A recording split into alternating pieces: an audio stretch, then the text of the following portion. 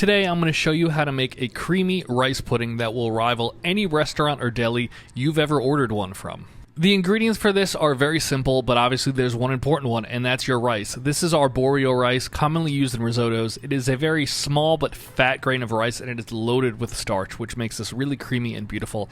I think the starch content of arborio rice is important, but I've seen people using every type of rice under the sun.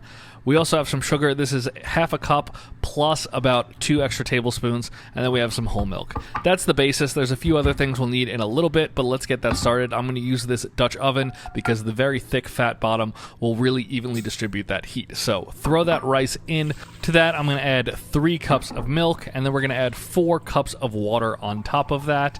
I'm going to lightly season this with about 2 small pinches of salt, and then we're going to add in that sugar. I like mine a little sweeter. If you don't like it, add about just a full half cup. You don't need that extra 2 tablespoons.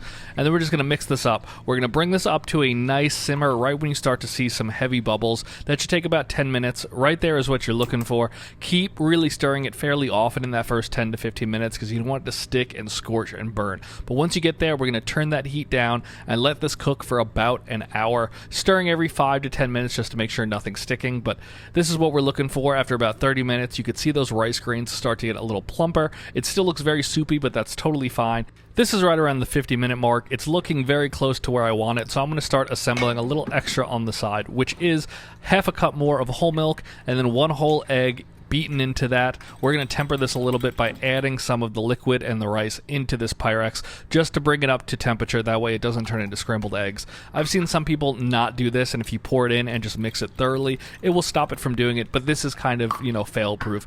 Temper it nicely. When you get it where you want it, we're going to pour it right in, and then I still like to mix it for the next minute or so fairly heavily just to reduce that risk of this turning into scrambled eggs. But other than just needing to pay a little bit of attention, this recipe is super easy. The only other person I've seen it do this way is Sip and Feast. Jim is fantastic.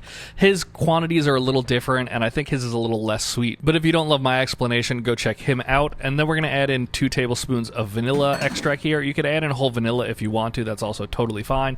Mix that thoroughly, and then we're going to let this reduce for about another 3 to 4 minutes just to get this perfect. If you like your end result a little thinner, then this is probably where you want to stop and don't reduce it any further.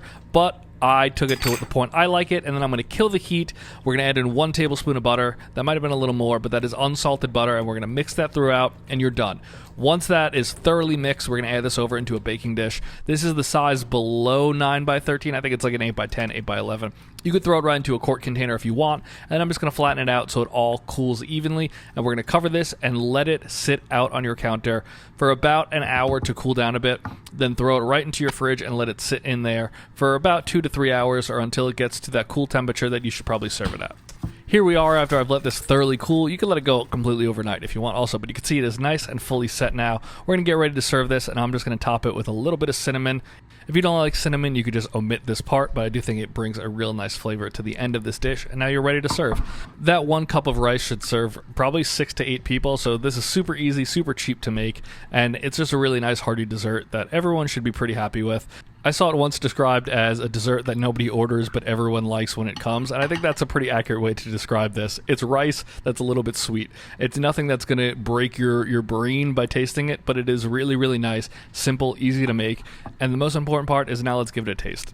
As you can see, I let mine really kind of set, so like I said, if you want it looser than that, don't reduce it as much after you add in that egg, but it's fantastic. It's sweet, it's hearty, and if you haven't tried it yet, you'll probably wind up liking it.